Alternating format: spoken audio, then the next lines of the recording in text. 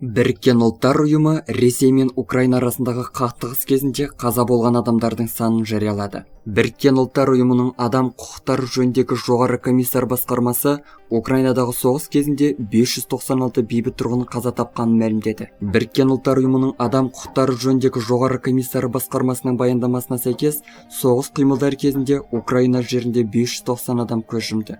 Ресейдің Украинаға қарулы шабуылы басталған күні 2022 жылы 24 ақпанда сағат 04:00-ден 2022 жылдың 12 наурызы жергілікті уақыт бойынша сағат 24:00-ге дейін 1663 бейбіт тұрғын зардап шекті.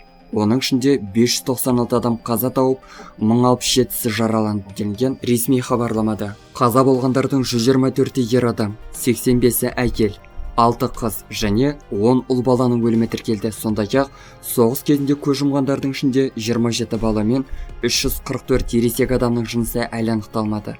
Бейбіт тұрғындардың басым көпшілігі жарылғыш заттардан, оның ішінде ауыр артиллериядан, реактив зымырандар мен әуе соққылар салдарынан қаза тапты делінген құжатта. Біріккен ұлттар ұйымы қаза болғандардың нақты саны бұдан әлдеқайда жоғары деп санайды. Сондай-ақ соғыс қимылдары жалғасып жатқан кейбір жерлерден ақпарат алу қиын екенін атап өтті.